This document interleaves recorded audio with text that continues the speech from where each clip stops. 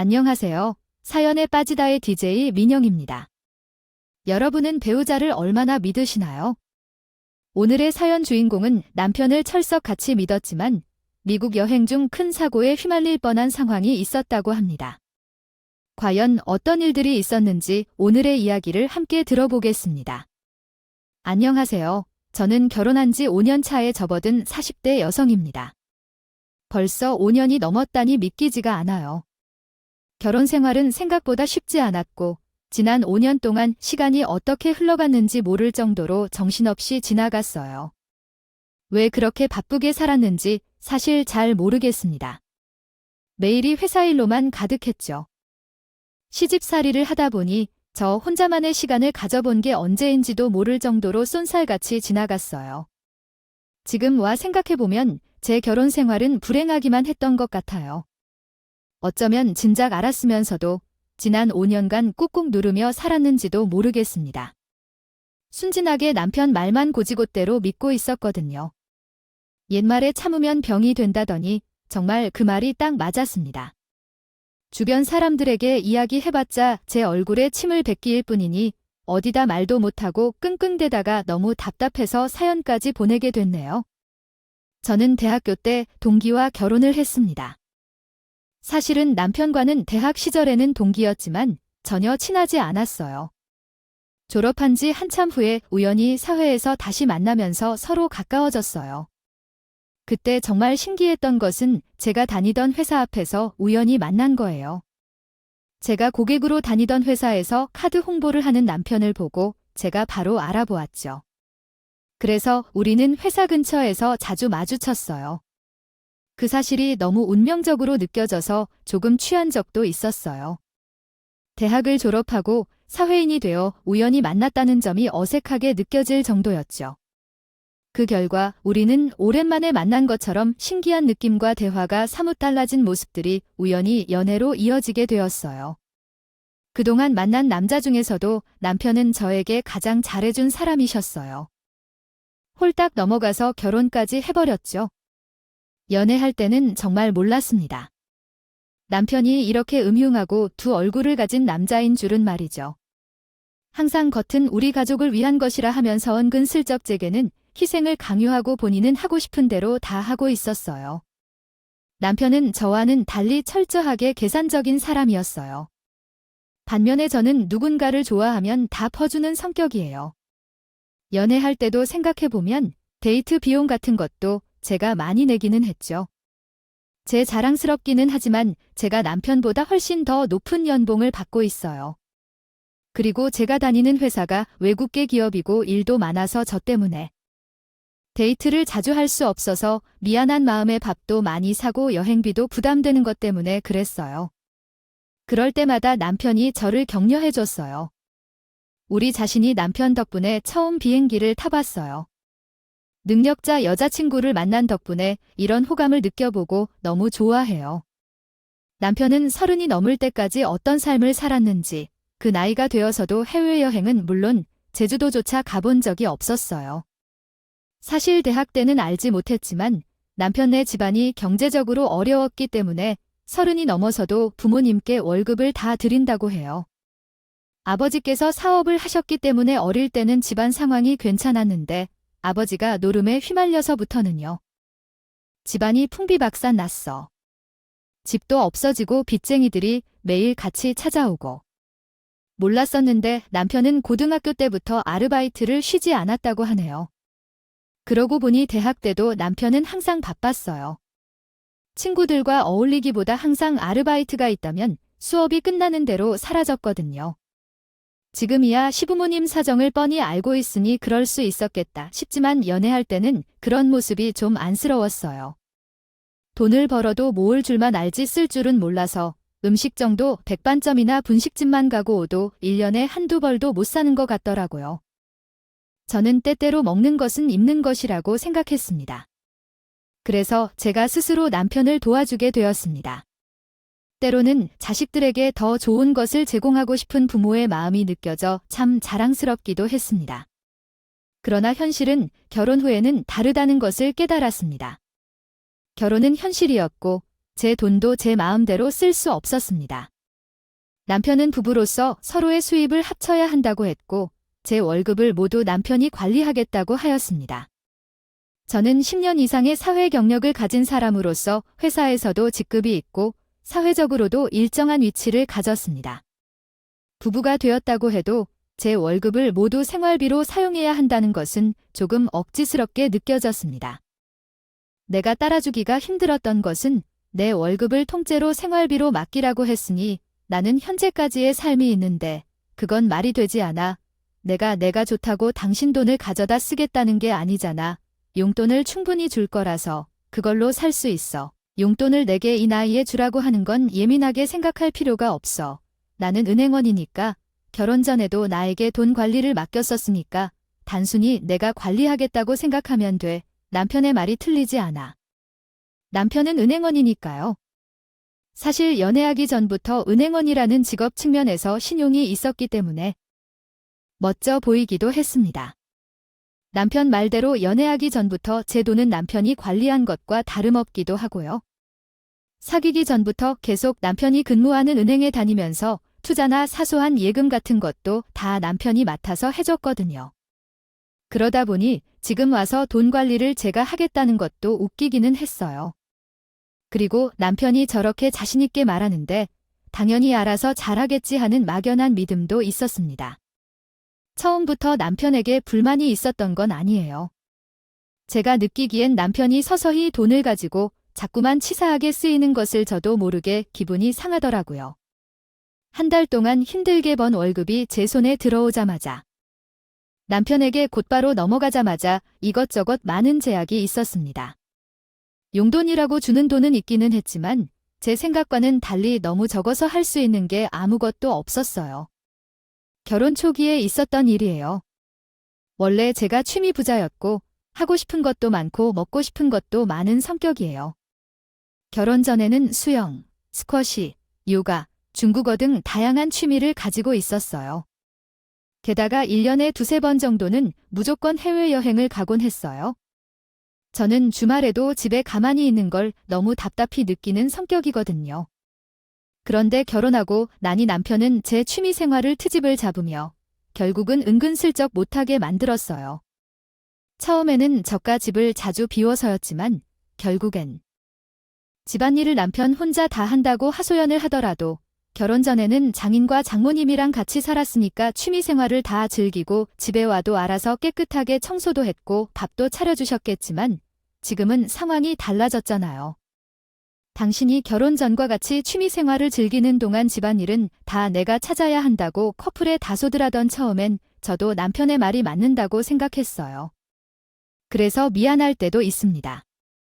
저는 아무리 늦게 퇴근을 해도 수영장에 들러 집에 가거나 주말에는 중국어 학원을 다녔어요. 제 할 일을 마치고 집에 돌아오면 남편이 항상 집에 있었어요. 연애할 때도 데이트를 안 하는 날은 항상 집에 있었다는 건 알고 있었지만 결혼을 하고 보니 남편은 완전히 집들이더라고요. 퇴근하면 칼같이 집에 들어왔어요. 상대적으로 저는 늦게 들어오기 때문에 집안일은 남편이 저보다 더 많이 하는 편이었습니다. 알았어. 내가 생각이 짧았어. 나도 취미 생활을 좀 줄이고 집안일에도 충실하게 할게 라고 말했죠. 그러나 당신은 일하는 것 말고 하고 싶은 것이 없어? 운동이나 공부와 같은 것을 같이 하면 좋지 않을까요? 여보, 우리는 이제 가족이야. 남편과 아내로서 가정을 이루어 오래도록 행복하게 살기 위해서는 지출을 계획적으로 해야 해. 먹고 싶은 것은 다 먹고 하고 싶은 것은 다 하면서 어떻게 집을 마련해 나갈 거야. 이제 보니 집안일이 문제가 아니라 제가 취미 생활에 돈을 쓰는 게 아까워서군요. 그런 거였더라고요. 듣다 보니 저도 좀 서운하더군요. 부부라는 게 좋은 집에서 잘 먹고 잘 사는 것도 당연히 중요하지만 어쨌든 부부 사이가 사이좋게 유지돼야 그것도 가능한 거잖아요. 그런데 남편은 막상 결혼하고 나니 저와의 관계보다 너무 돈에만 신경 쓰는 것 같았어요. 빚을 내서 물에서 하자는 것도 아니고 버는 돈에서 조금만 내가 하고 싶은 일에 투자하겠다는 건데 꼭 그렇게 선생님처럼 굴어야겠어요. 그리고 아기라도 생기면 이제 취미생활 같은 것은 할 시간도 없을 텐데 그 전에라도 좀 놀아야지. 그런 안목이란 사고방식이 문제라는 거야? 이러는 것도 바빠 죽겠는데 취미 생활을 즐길 시간이 어딨어. 쓸데없는 곳에 쓰는 지출까지 아꾸려봐. 훨씬 더 빨리 집을 사자 할 거예요. 제가 보기에 남편은 항상 누군가를 따라다니는 사람처럼 보였어요. 사실 남편이 자꾸 집 핑계를 대는 것도 저는 싫었어요. 결혼을 할 때에 충분히 집을 살 수 있었는데 굳이 전세로 하자고 한 것은 남편이었어요. 은행원이어서 대출이 저렴해서요. 그래서 저는 대출을 받더라도 집을 매매하고 싶었어요. 가진 돈에 조금 대출을 받으면 작은 평수의 아파트는 충분히 살 수 있을 것 같았어요. 그런데도 남편은 자꾸 아이가 생길 때까지 전세로 사자고 하더라고요. 아직 결혼도 안 한데 낳을지 말지도 모르는 아이에 대하여 말하는 것이 굳이 왜 집을 구하는 것을 미루는지 이해가 가지 않았어요. 이해가 되지 않았어요. 그런 남편 때문에 저는 너무 답답했고 결혼 전 시부모님을 만나러 갔을 때는 제가 먼저 어른 앞에서 이야기를 해버렸어요. 가진 돈이 약간 있어서 남편이 은행에서 대출을 받아 집을 사겠다고 했어요. 당연히 시부모님이 제 편을 들어주실 줄 알았어요. 자식이 집을 산다니 무조건 좋아하실 줄 알았는데 하지만 그렇지 않았어요. 시어머니가 갑작스레 화를 내셨어요. 아무리 나보다 모아놓은 돈이 약간 많다고 해도 어떻게 남편의 이름으로 대출을 받으라는 이야기를 그렇게 쉽게 하냐고. 그것도 남편이 은행원이니 직장도 은행이라서 그런 걸 수도 있겠죠. 그래서 은행원들에게 이자도 싸게 받으라고.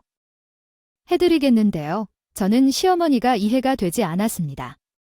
대출을 받아서 남편이 혼자 다 갚으라는 것도 아니고 부부가 함께 살면서 갚아나가겠다는 거예요.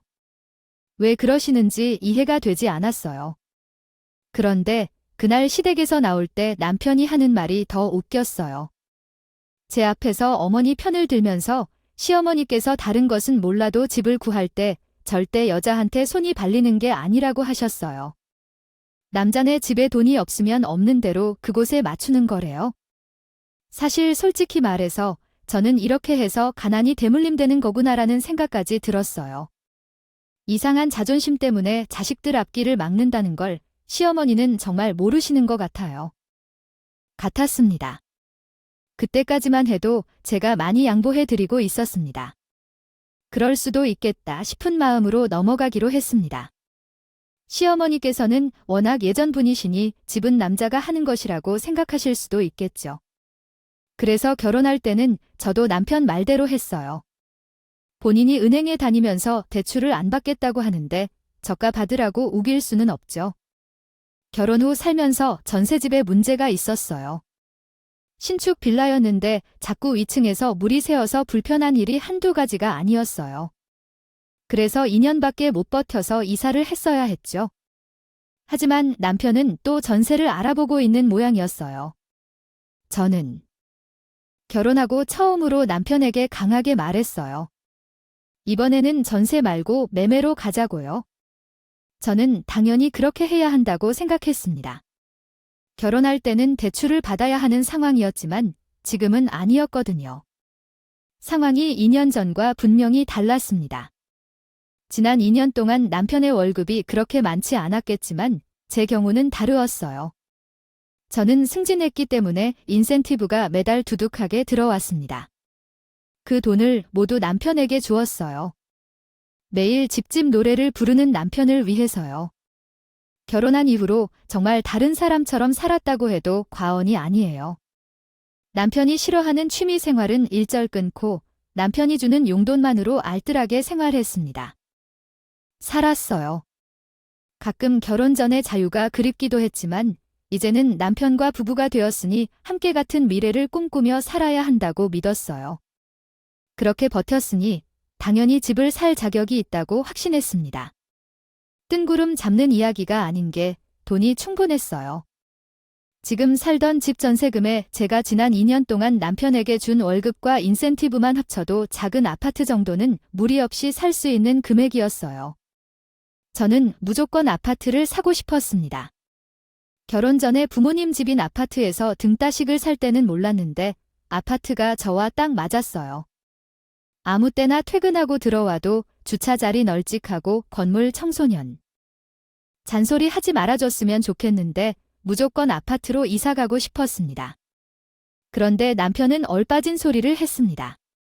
이번에도 전세를 구하겠다는 말도 안 되는 소리를 했어요. 아직 아이도 없는데 아파트로 가야 할 이유가 뭐야? 아이가 생길 때까지 전세로 사는 게 더 이득일 거야? 무슨 말인지 도무지 이해가 안 가. 결국 아파트 값은 계속 올라가는데 빨리 사는 게 더 이익일 텐데.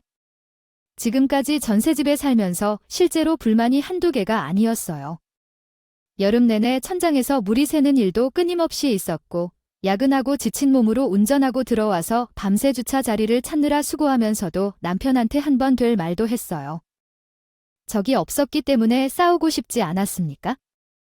그러나 남편이 하고 싶은 대로만 따르며 보고만 있다는 것은 할 수 없을 거라고 생각했습니다. 그래서 남편에게 제 의사를 분명히 표현했습니다. 애가 생기든 말든 우리는 아파트에서 살고 싶다고 말했습니다. 제가 그러한 선택을 할 자격이 충분하다고 믿습니다. 남편은 어떻게든 버티려고 했지만 결국 100% 동의하여 제 의견을 따르기로 했습니다. 사실 남편이 계속해서 강요하면 저도 가만히 있지 않았을 겁니다. 제가 원하는 취미 생활을 포기하고 월급의 인센티브를 전부 남편에게 주는 이유가 집 때문이라고 생각했는데 당연히 그것도 제가 부담할 문제라고 생각했습니다. 그러나 예상치 못한 곳에서 문제가 생겼습니다. 발생했습니다. 집을 살 때 저는 당연히 공동명의로 할 생각이었어요. 그것도 제가 백부장을 했던 거예요. 사실 제 명의로 한다고 해도 남편이 할 말은 없는 상황이었어요. 저 나름대로 남편을 배려한 거였어요. 집을 매매할 때 들어간 지분이 제가 훨씬 더 많지만 부분이니까 공동명의로 하는 게 맞다고 생각했어요. 그런데 매매할 집을 결정하고 계약만 남은 상태였는데 저희 이야기를 들으셨는데도 시부모님께서 말도 안 되는 소리를 하시며 참견하셨다고 해요. 공동명의 세상에 그런 것도 있냐? 아무리 세상이 변했다고 해도 집은 당연히 남자 명의로 하는 거지. 아버지, 왜 이런 얘기를 하시는 거예요? 당연하죠. 남자가 집을 사왔을 때의 이야기죠. 이 집은 엄연히 제 돈이 훨씬 더 많이 들어갔는데 공동명의도 제가 많이 양보한 거예요. 시아버지는 워낙 고지식한 분이세요. 결혼 전부터 알고 있었지만 이 정도일 줄은 몰랐어요.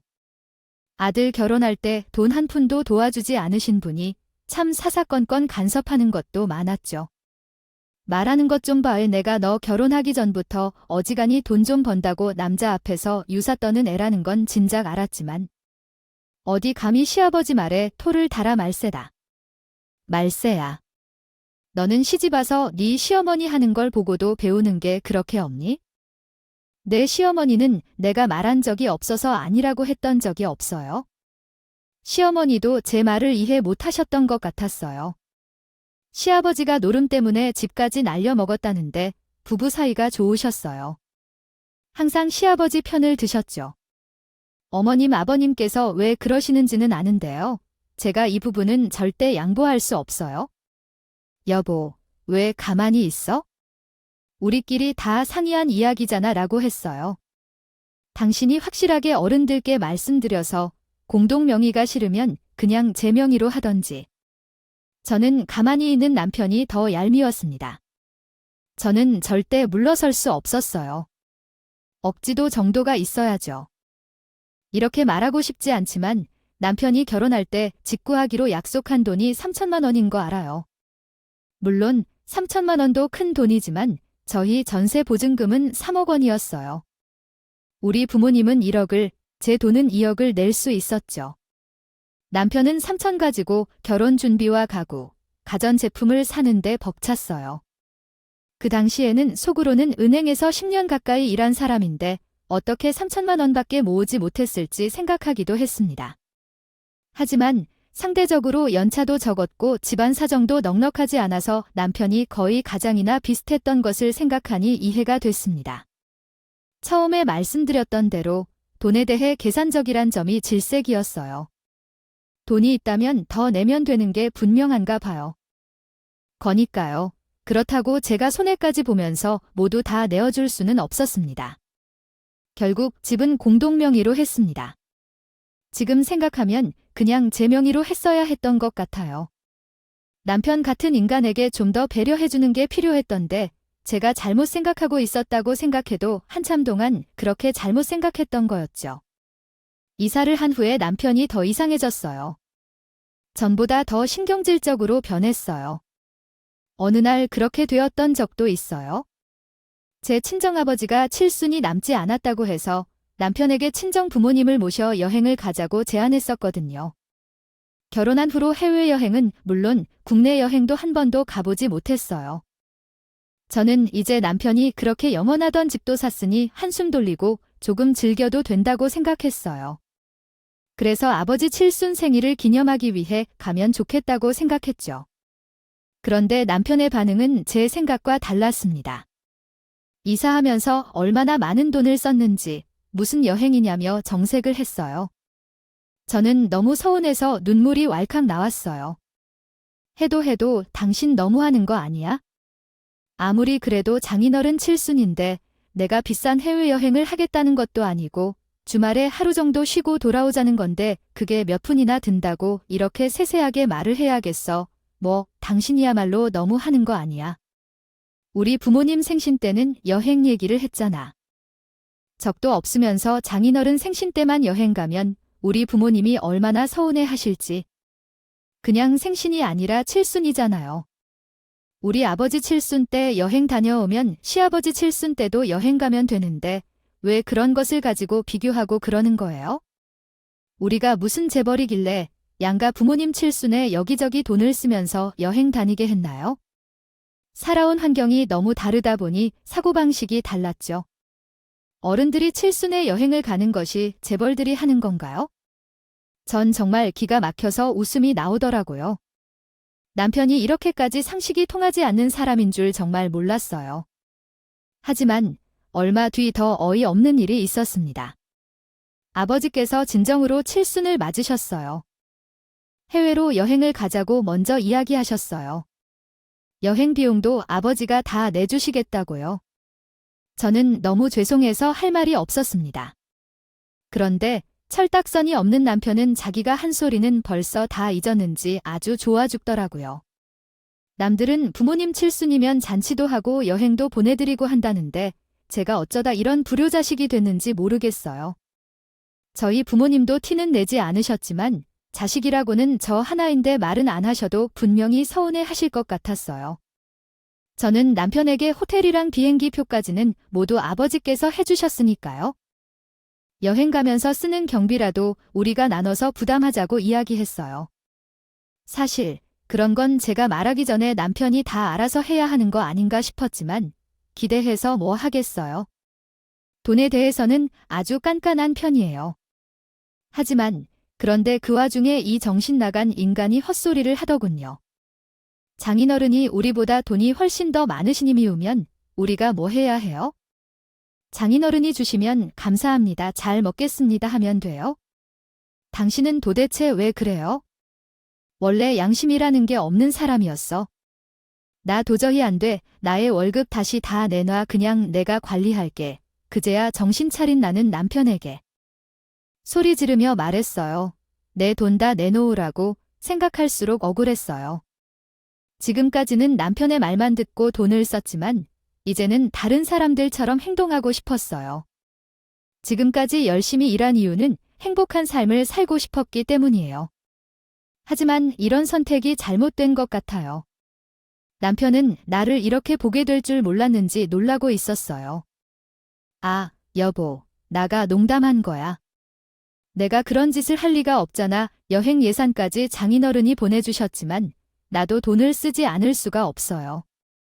여행 가서는 우리가 모두 내야 한다고 생각하고 있어요. 장인어른은 칠순이시니까요. 그러던 중에 남편은 계속 큰 소리를 지르고 있었어요. 갑자기 꼬리를 내리는 것에 대해 수상했지만 그때는 그냥 넘어갔어요. 지도에는 앙심이 있다는 말을 했지만 믿고 넘길 수 있을 거라고 생각했거든요. 그러나 내가 남편을 너무 과대평가한 것을 깨달았어요. 남편을 믿지 않았습니다. 친정 부모님과 여행을 간다 해도 남편은 도움이 되지 못했어요. 여행 가서 드는 추가 비용은 다 내야 한다는데 그는 그냥 말로만 속여서 제가 다 알아서 부담해야 했어요.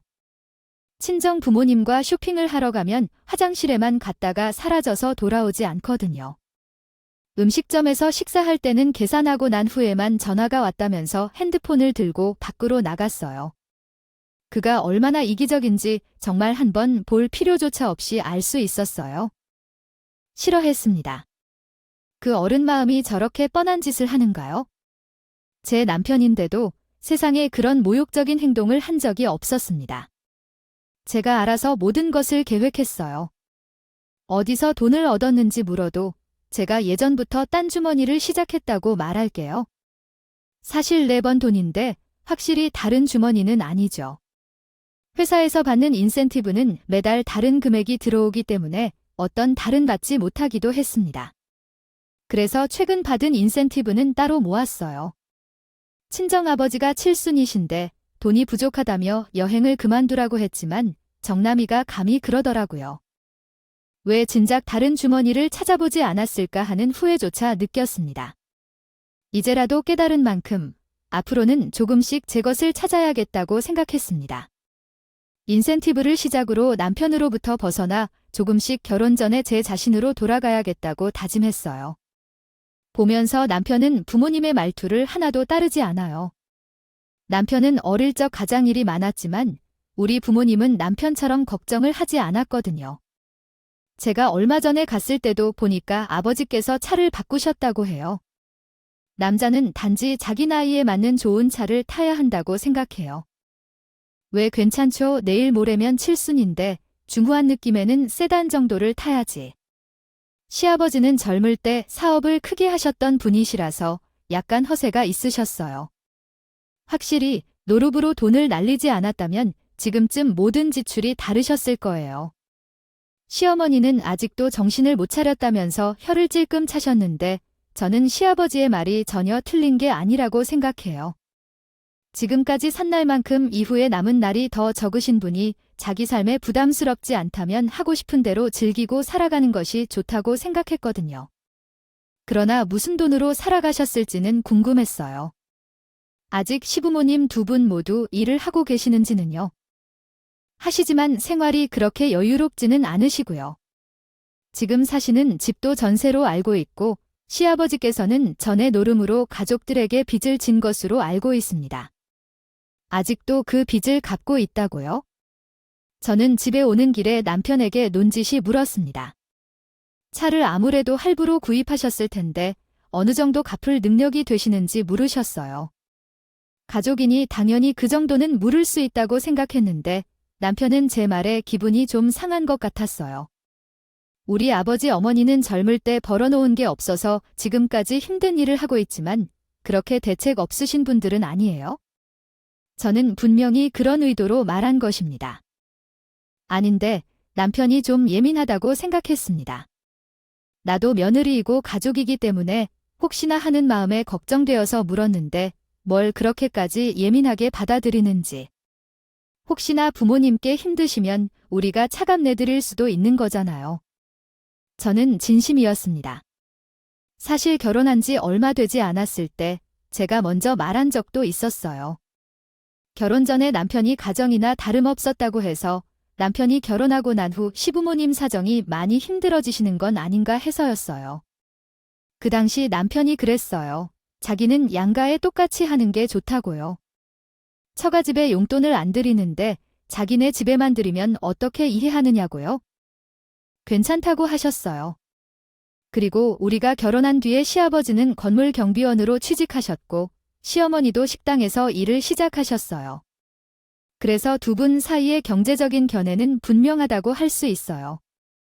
제가 순진한 것 같아요. 저는 남편의 말이라면 항상 솔직하게 믿었습니다.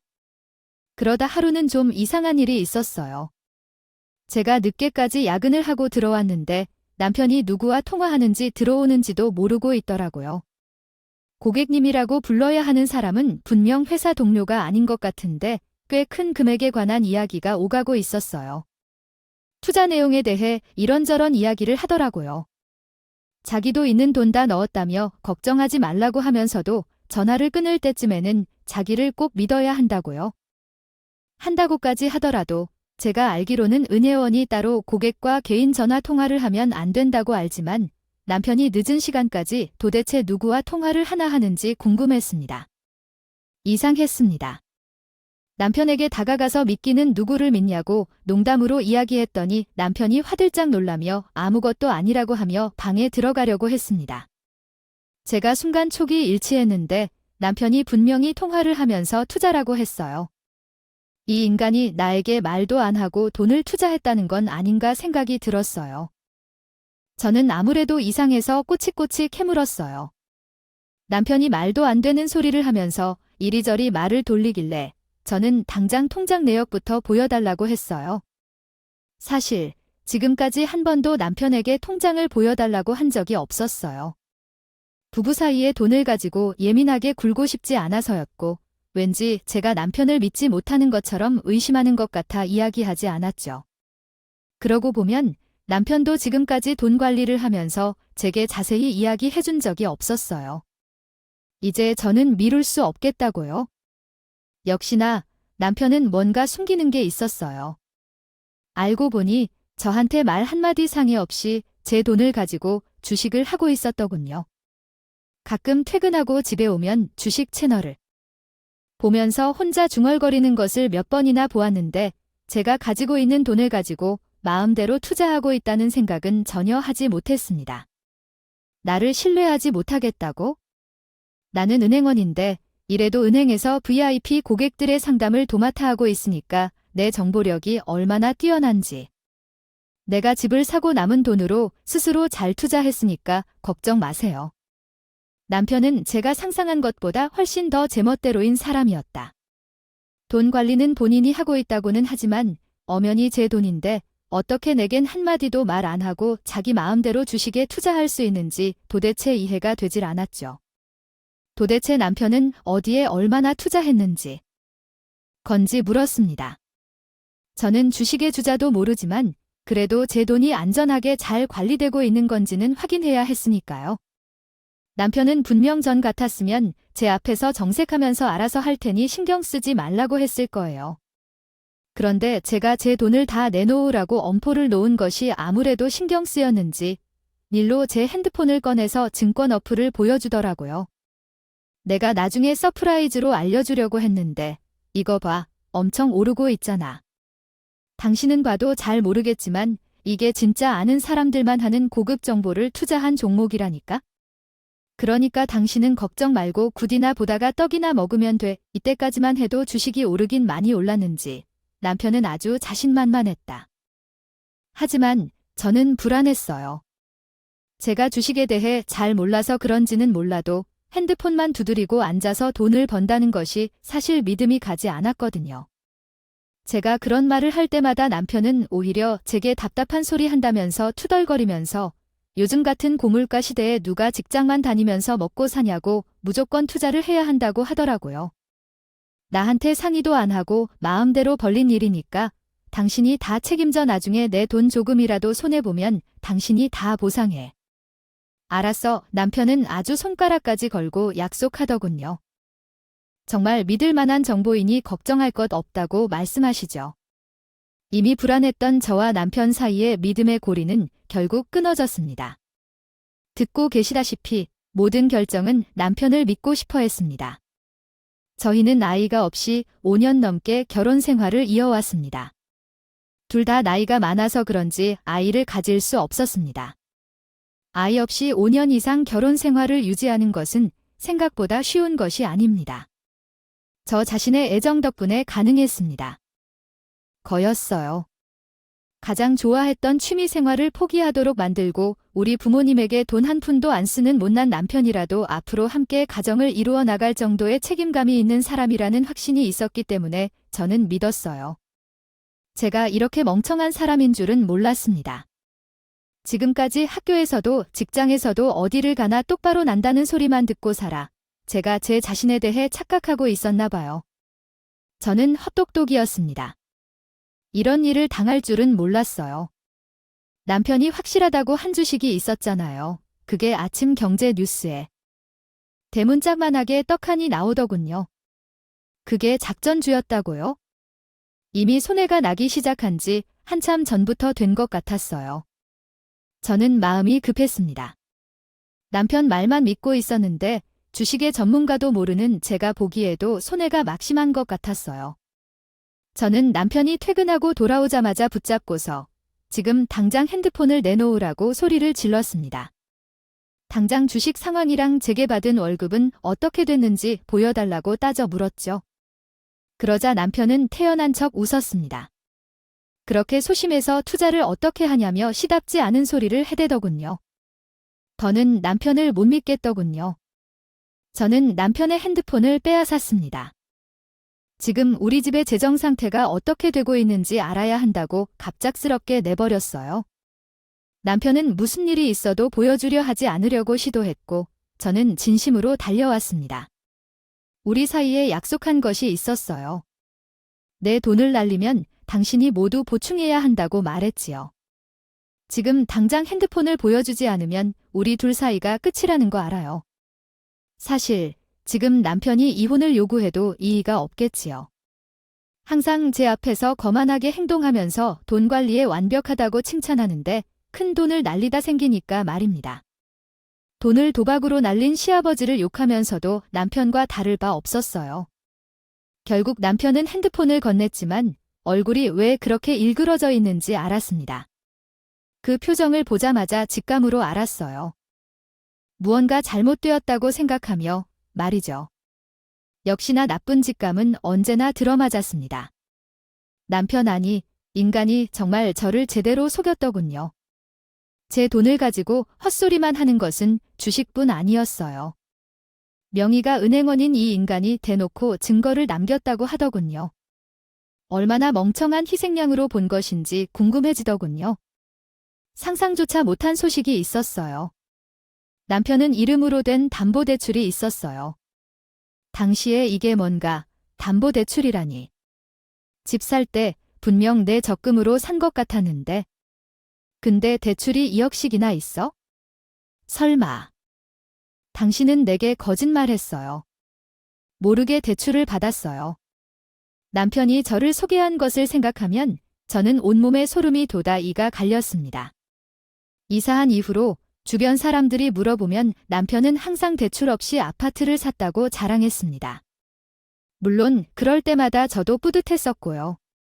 그러나 그게 모두 거짓말이었습니다. 통장 내역에 버젓이 증거가 있었어요. 매달 남편 월급에서 꼬박꼬박 대출 이자까지 나가고 있었습니다. 그렇다면 내 돈은 어디로 갔는지요? 대출을 받아서 집을 샀다면 지금까지 내가 당신에게 보낸 돈은 어디로 갔는지요? 이것은 정말 참을 수 없어서요. 남편에게 고래고래 소리를 질렀다. 그러자 남편은 이미 다 들켰으니 이제 될 대로 하라는 의미인가 아예 변명조차 하지 않았다. 나는 내 눈으로 직접 보고도 믿을 수가 없었다. 계좌번호를 한 번 더 확인했어요. 나가 남편에게 보낸 계좌가 맞는지요? 맞았습니다. 그 계좌가 맞았어요. 입출금 내역을 다시 한번 꼼꼼히 확인했더니 생각지도 못한 내역이 줄줄이 나왔다. 5년 동안 나의 월급과 인센티브를 남편 통장에 보낸 것이 시어머니와 시아버지의 이름만이 수두룩하게 보인다. 지난 5년 동안 나가 매달 남편에게 보낸 월급은 전적으로 시부모님에게 보내고 있었다. 아들과 며느리가 시댁의 용돈도 좀 줄여주는 것으로 생각했다. 할 수 있어요. 그렇다고 할 수도 있을 것 같아요. 제가 대략적인 금액을 말씀드리자면 한 달에 남편이 시부모님에게 보낸 돈이 평균 400을 넘었어요. 말 그대로 웬만한 직장인의 월급을 고스란히 갖다 바친 거죠. 이건 단순히 용돈이라고 말하기엔 말도 안 되는 금액이 아닌가요? 저는 누군가가 제 머리를 쇠망치로 세게 내리친 것만 같았어요.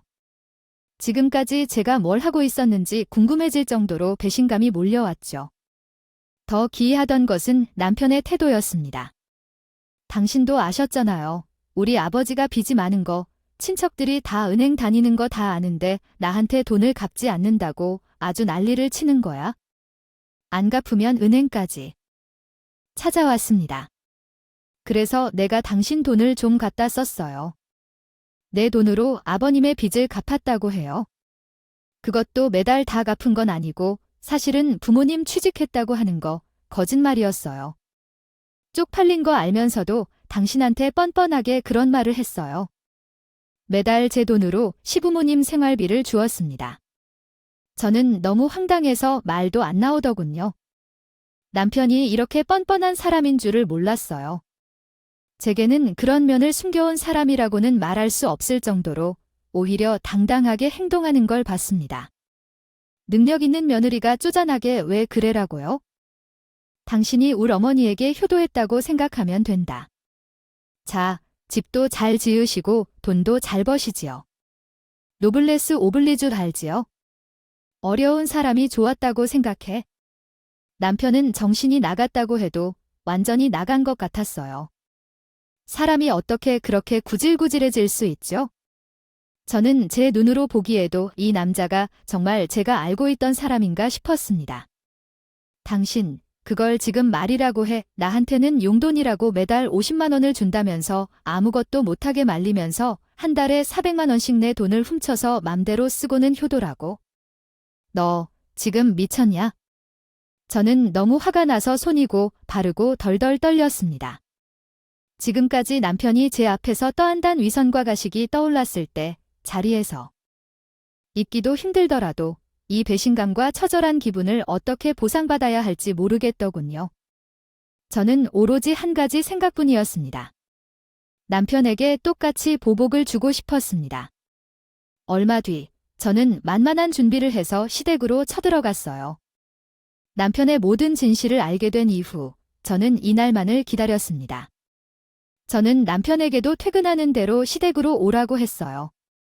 그리고 제가 쌓은 남편의 짐을 바닥에 던져버렸죠. 남편과 시부모님은 당연히 지게 다 뭐냐고 물으셨어요. 뭐긴요. 아버님 어머님의 잘난 아들 짐이에요. 오늘부터 제가 아들님 내쫓을 거니까 세 분이서 행복하게 사세요. 제 말에 남편과 시부모님은 모두 다 놀라서 얼굴이 빨개졌습니다. 남편도 어른들 앞에서 이게 무슨 짓이냐며 제게 소리를 질렀죠. 내가 뭔데 감히 내 아들을 내쫓아? 내가 제 아버님 잘난 아들을 반품한다고 생각하니? 다시는 안 받아줄 거니까? 다시 보낼 생각은 꿈도 꾸지 마세요. 이게 오냐오냐 봐주니까 아주 살이 좀 못하고 날뛰는 것 좀 봐라. 이런 모습 같은 놈아 너는 도대체 눈이 어디 갔길래 여기는 싹바가지 없는 며느리라고 데려왔어. 시아버지는 제 욕을 해대면서 남편의 등을 세게 내리쳤습니다. 세상에서 제일 한심하다고 제가 어이가 없어서 더는 들어줄 수가 없었지요. 남편도 남편이었지만 부모님을 진정하게 화나게 해서는 안 된다 싶어요. 그래서 저는 준비한 카드를 빼내어 드렸습니다. 아버지, 지금 이게 어떤 의미인지 이해하시나요? 이 세상에 나와 같은 며느리는 없다는 말씀을 하실 때 언젠가요? 왜 이런 말씀을 하시죠? 내가 그런 얘기를 했던 적이 언제 있었나요? 나는 너와 같이 단호한 말을 하더라도 며느리로 인정하는 일은 없었어요. 그런 일이 있을 줄 알았습니다. 냉정한 아버지는 쉽게 인정하지 않았을 거라 생각했기 때문이죠. 그래서 저는 미리 핸드폰으로 전송해둔 녹음 파일을 틀었습니다. 남편과 아버지 사이의 통화 내용이었어요. 아버지, 이번에는 정말로 도와드리기 어려울 것 같아요. 최근부터 모아둔 돈을 얼마나 되는지 통장을 보여달라고 했으니까요. 저도 진짜 힘들어 죽겠어요. 돈 좀 잘 번다고 하니까 집안일이나 뭐든 다 저에게 시키는데 요즘 진짜 신무살이 한다고 해요. 그러니까 저도 집에서 어깨 좀 펴고 살 것 같아요. 제발 돈 좀 아껴 쓰세요. 이 멍청한 놈이 복인 줄도 모르고 어디서 투덜거리나요? 만약 마누라가 없었다면 내가 그런 이름이 있는 아파트에 살아볼 생각도 했을 텐데 내가 자라면서 마누라가 다른 생각을 하게 할 거니까? 아니야. 나는 앞으로도 내 마누라 돈으로 평생 먹고 놀 거니까 정신 차려라. 마누라를 놓치면 너도 함께 호적에서 쫓겨날 거니까 명심해. 사실 남편의 진실을 모두 알게 됐더니 남편을 바로 내쫓고 싶었어요. 하지만 증거가 필요했습니다. 남편이 제 돈을 빼돌려서 시부모님에게 줬다는 증거였어요. 남편은 워낙 꼼꼼하고 사람을 믿지 못하는 성격이라서 핸드폰에 모든 통화가 녹음되는 어플을 깔아놨어요. 그래서 남편이 잘 때 몰래 시아버지나 시어머니와 통화한 내용만 찾아서 모두 제 핸드폰으로 전송해 놓았습니다. 하나하나 듣다 보니 기가 차다 못해 말문이 막히더군요. 남편 통장 내역을 볼 필요도 없었어요. 통화마다 아버지에게 얼마를 보냈네, 어머니 계좌로 얼마를 보냈네 하며 아주 상세하게 이야기한 통화 내용이 다 나오더라고요. 저는 며칠 동안 한숨도 못 잤습니다. 제가 지금까지 이런 거지 같은 집구석에 살아왔다는 게 너무 안타깝더군요. 이용당한 것만 생각하면 아주 천불이 올라서요. 제가 들려준 통화 내용에 시부모님은 당황하며 어쩔 줄 몰라 했어요. 남편도 마찬가지였고요. 저는 아버님이 저를 이렇게까지 아끼는지 몰랐지 뭐예요. 제 앞에서는 돈 번다고 유세 떨지 말라고 하시더니만 뒤로는 제 돈으로 아주 편하게 사셨더라고요. 아니, 며느리도 가족인데 그럼 내 돈이 내 돈이고 내 돈이 내 돈이라고 그런 거지. 뭘 그런 걸 가지고 서운하게 선을 긋고 그래? 아버님 말씀대로 저는 등신 같은 아들 분하고 못 살아요. 이혼할 테니까 당장 제 돈 다 내놓으세요. 얘가 지금 뭐라는 거야 너 도대체? 어디서 배워 먹으면 말버릇이야. 며느리 돈 좀 씹으면 갖다 썼다고 어른들 앞에서 이혼인이 있단 말을 들먹여 저 인간이 누굴 닮아서 저렇게 멍청한가 했더니만 다 어머님을 닮아서 그런 거였네요. 제 허락도 없이 제 돈 도둑질해 놓고 어디서 큰 소리예요? 더 이야기하고 싶지 않으니까 제 돈 다 토해내요. 안 그러면 등신 같은 아들 그나마 다니던 직장까지 잘릴 테니까요. 당신 말이면 다 한 줄 알아. 내가 무슨 수로 날 잘라. 내가 돈 좀 벌었다고 아주 천지분간을 못하나 본데. 나 이래봬도 은행에서 대출 실적 원탑인 거 몰라서 그래? 여기저기 지점에서 아주 못 데려가서 난리라고. 내가 역시 넌 참 머리가 나빠. 내가 조금